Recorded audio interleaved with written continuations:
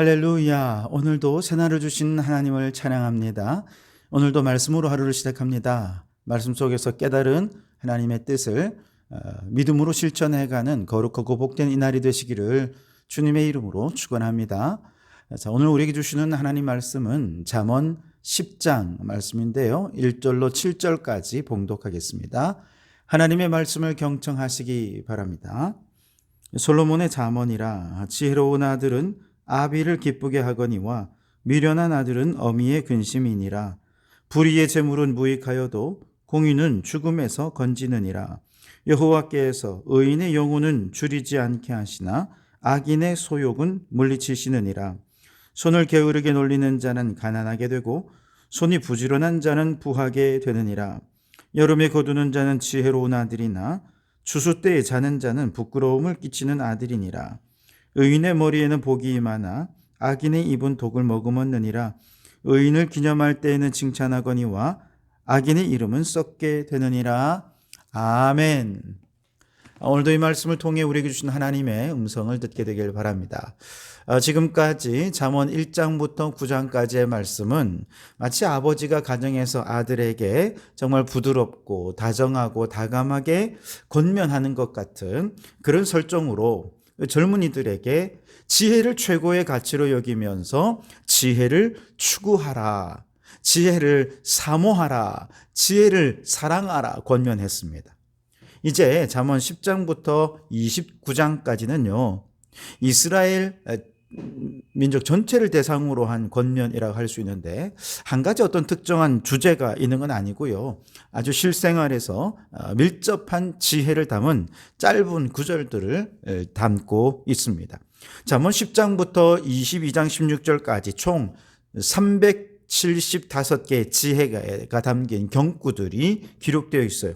그러나 이러한 다양한 주제들은 결국 여호와를 경외하는 신앙적인 태도 위에서 이 지혜를 받아들일 때 비로소 진정한 지혜로서 그 가치가 빛나게 될 것입니다. 그러니 이 말씀을 받을 때 여호와를 경외하는 마음으로 이 지혜를 받을 수 있길 바랍니다. 우선 일상 속에서 지혜가 나타나야 하는 첫 번째 주제가 뭐냐? 부모와의 관계에 대해 말하고 있어요. 1절에 보시면 솔로몬의 잠언이라 지혜로운 아들은 아비를 기쁘게 하거니와 미련한 아들은 어미의 근심이니라 그랬습니다. 여러분, 모든 인간관계 가운데 가장 중요하고 또 10계명 가운데에서도 하나님과의 관한 관계가 1계명부터 4계명이고 또 인간과의 관계에 관한 내용이 5계명에서 마지막 10번째 계명까지인데 특별히 인간과의 관계를 다룬 그 계명의 가장 처음에 어떤 내용이 있습니까? 내 부모를 공경하라. 그만큼 부모와의 관계가 중요하다라고 하는 것을 말해주고 있는 거죠. 그런데 부모와의 관계에서 지혜로운 자녀가 있고 미련한 자녀도 있다라고 말하고 있습니다. 여기서 지혜롭다라는 이 말은 히브리어로 하캄이라는 단어를 쓰는데요. 단지 그냥 머리 좋다는 뜻이 아니에요. 이 하캄이란 말은 어떤 일을 성취할 수 있는 전문 분야에 대한 기술이라는 뜻을 가지고 있습니다. 다시 말해서 누군가 부모님의 마음을 기쁘게 하는 지혜로운 자녀가 되려면 어떻게 해야 되느냐? 삶의 모든 분야에서 성공적으로 살아낼 수 있는 기술을 가지고 능력을 발휘하는 아들, 바로 그런 자녀들이 부모님의 기쁨이 된다는 거죠. 예를 들면 신앙적으로 하나님과의 깊은 영적 관계를 맺으며 거룩한 열매로 그 믿음의 날로 성장하는 자녀, 믿음의 성취가 있는 자녀, 부모님의 기쁨이 됩니다. 직업적으로 자신이 일하는 분야에 있어서 성공적으로 맡은 직무를 잘 수행해내어서 그 직업의 자리에서 인정받고 최선을 다하는 자녀, 부모의 기쁨이 되지요. 뿐만 아니라 가정에서 부모로서의 역할에도 충실해서 가정을 화목하고 행복하게 만드는 탁월한 기술로 가정을 잘 이끌어가는 부모, 바로 그가 그의 부모에게 이제 부모를 기쁘게 하는 자녀가 될 수 있는 것이죠. 부모는 한평생 자녀의 성공과 실패를 가장 민감하고도 가장 직접적으로 느끼는 존재가 아닙니까?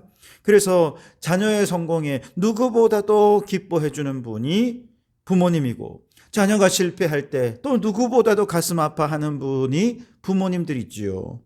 그런 면에서 자녀들은요, 신앙적으로나 직업적으로나 가정적으로나 자신에게 주어진 모든 분야에서 충실하게 감당해서 모든 영역에 성공적으로 잘 해낼 수 있을 때, 그런 자녀가 부모의 기쁨이 되는 자녀라 말할 수 있을 겁니다.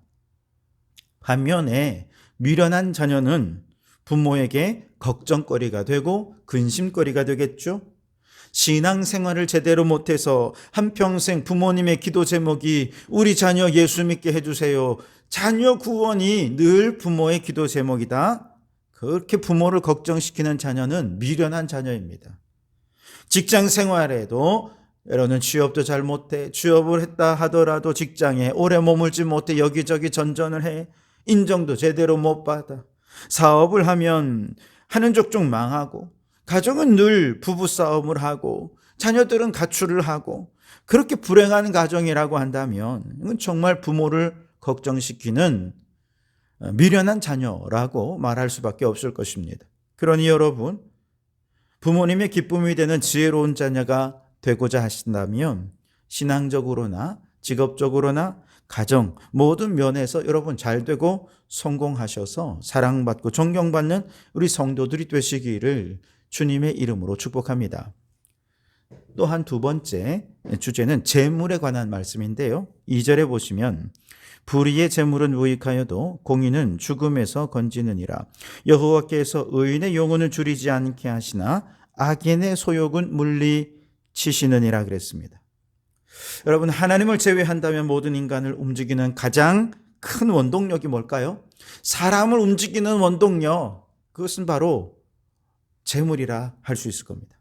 성경은 그 자체가 나쁘다고 말하진 않아요. 다만 그 재물을 얻기 위해 불의한 방법을 선택한다면 지금 당장은 유익이 되는 것 같아도 결국 그 불의함 때문에 더 큰 손해를 보게 되고 심지어 죽음에 이를 수도 있을 것입니다. 반면에 재물을 얻는 과정이 공의롭고 투명하다면 지금 당장 수익은 적을지 모르지만 하나님께서 그를 결코 줄이지 않도록 도와주실 것입니다. 또한 악인의 소욕을 물리쳐 주셔서 그를 죽음에서 건져 주실 수 있을 것입니다. 그러니 미련한 사람은 지금 당장의 유익만 생각하고 하나님을 두려워하지 않고 불의를 행하지만, 지혜로운 사람은 하나님을 두려워하며 믿음으로 살고 오늘 좀 손해보더라도 정당하고 공의로운 길을 가고자 하는 것이죠.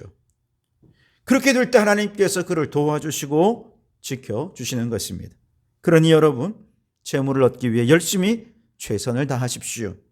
그러나 매 순간 하나님을 인정하고 좀 멀리 내다보면서 공의롭게 정의롭게 모든 재물을 형성해가는 지혜로운 성도들이 되실 수 있기를 바랍니다. 4절과 5절은 부지런한 자와 게으른 자를 비교하고 있는데요. 4절 5절을 보시면 손을 게으르게 놀리는 자는 가난하게 되고 손이 부지런한 자는 부하게 되느니라. 여름에 거두는 자는 지혜로운 아들이나 추수 때에 자는 자는 부끄러움을 끼치는 아들이니라 그랬습니다. 자, 부지런한 손을 가진 자는 부하게 되지만 손을 게으르게 놀리면 가난하게 된대요. 물론 가난하게 되는 이유가 항상 게으름 때문만 아닙니다. 다른 이유가 있을 수 있겠죠. 또 부지런하게 일한다고 해서 다 부자가 되는 것도 아닙니다. 그러나 오늘 본문 말씀은요, 하나님께서 우리가 일반적으로 이 세상을 다스리시는 원칙에 근거해서 얘기하고 있어요. 부지런하면 부하게 됩니다. 그러나 게으르면 가난하게 된다는 거죠. 5절에 여름이라고 할 때 여름은 과일을 수확하는 일할 시기를 말하는 거죠. 이때 부지런하게 일하는 사람은요, 지혜로운 자입니다. 또 이와 같이 부지런하게 일하는 아들은 아버지의 기쁨이 되죠. 반대로 한창 과실을 추수해야 하는 수확절에 낮잠 자고 있는 아들, 어리석은 자입니다. 그의 게으른 행동으로 인해 경제적인 손실은 말할 것도 없고요, 부모님도 비난을 받고 욕을 먹게 된다는 거예요. 그래서 게으른 사람은 부모님에게도 근심이 되는 거죠. 영적으로도 마찬가지입니다. 범사의 때가 있어요. 은혜를 받을 만할 때가 있고 박해당할 때가 있습니다. 은혜 받을 때는요, 은혜의 자리에 부지런히 달려가야 합니다. 만약에 박해당할 때가 되면요, 예배 드리고 싶어도 예배를 더 이상 드릴 수가 없어요. 은혜 받고 싶어도 은혜를 공급받을 수 있는 곳이 없어서 영적으로 가난해질 수밖에 없습니다. 그럴 때가 올 수 있어요. 또한 우리는 영혼을 구원할 때에도 때가 있습니다. 하늘의 문이 닫히고 주님 재림하시면요, 구원의 날은 이제 더 이상 없습니다. 그 전에 영혼을 구원하고 피조물을 구원하는 일을 위해 우리는 부지런을 내어야 하는 것이지요. 그래서 고린도 후서 6장 2절에 보라 지금은 은혜 받을 만한 때요, 보라 지금은 구원의 날이로다 라고 말씀하셨어요. 여러분, 지금은 은혜 받을 때입니다. 그러니 부지런히 은혜를 사모하고 부지런히 은혜의 자리, 예배의 자리, 기도의 자리, 말씀의 자리에 서시기 바랍니다. 지금은 구원의 날입니다. 그러니 지금 하늘의 문이 닫히기 전에 부지런히 영혼을 구원하고 피조물 구원을 위해 헌신하는 성도들이 되시기 바랍니다. 그래서 은혜 충만하고 구원받는 자의 수가 날마다 더해지는 부흥의 축복이 우리 가운데 있기를 주님의 이름으로 축원합니다. 마지막으로 6절 7절에는요, 복 있는 삶에 관한 권면입니다. 6절 7절에 보시면 의인의 머리에는 복이 많아 악인의 입은 독을 품었느니라. 의인을 기념할 때에는 칭찬하거니와 악인의 이름은 썩게 되느니라 그랬어요. 하나님을 경외하며 그 뜻대로 살아가는 의로운 사람, 그가 무슨 일을 하든지 하나님께서 그의 모든 삶의 영역에 그 머리에 풍성한 복을 주신다 그랬습니다. 반면에 악인은 어떻습니까? 그는 자신과 남에게 불행을 주는 독을 머금고 있는 사람이에요. 그래서 여러분, 이 독이란 말은 폭력이란 뜻이기도 하거든요. 악인은 이기적이다 보니 늘 타인에게 상처 입히고 아프게 합니다. 말로 폭력을 행하고 주먹으로 폭력도 행하죠. 그 결과 자신도 또 주변에 있는 모든 사람들도 불행해지고 마는 것이죠. 그래서 하나님의 뜻대로 의롭게 살아가는 사람들은요, 주변 사람들이 그가 행한 모든 일들을 기념하면서 그를 칭찬해 줍니다. 그 사람이 행한 좋은 일을 기억으로 남겨 두었기 때문이죠. 반면에 7절에 보시면 악인의 이름은 썩으리라 그랬습니다. 음식물이 썩어서 곰팡이 피면 얼마나 역한 냄새가 납니까? 그같이 악인의 존재는 사람들 속에 매우 혐오의 대상이 되어서 그에 대해서 기억도 하고 싶지 않은 존재가 되어버리고 마는 것이죠. 그래서 여러분, 오늘 말씀 속에 마음에 깊이 간직할 것, 부모님을 기쁘게 하는 일에 부지런하시고 부모님을 기쁘게 하듯이 하나님을 기쁘게 하는 우리 성도들이 되시기 바랍니다. 재물을 얻기 위해 최선을 다하되 하나님을 두려워하는 마음으로 공의롭게 정의롭게 재물을 취득하는 지혜자의 삶을 살아가시기 바랍니다. 주변 사람들이 여러분을 기억할 때 칭찬과 사랑과 존경의 마음으로 기억될 수 있도록 하나님과 사람들 앞에서 늘 의로운 삶을 살아가는 지혜로운 성도들이 되시기를 주님의 이름으로 축원합니다. 기도하겠습니다. 하나님, 우리가 하나님과 사람들 앞에서 참으로 지혜로운 자녀로 살아가게 하옵소서. 이를 위해 먼저 부모님을 기쁘게 하며 하나님을 기쁘게 하게 하시고 매사에 부지런하되 공의롭고 정의로운 삶으로 사람들로부터 칭찬받고 재물도 풍성히 모으는 정말 지혜로운 하나님의 자녀가 되게 해 주옵소서. 예수님 이름으로 기도하옵나이다. 아멘.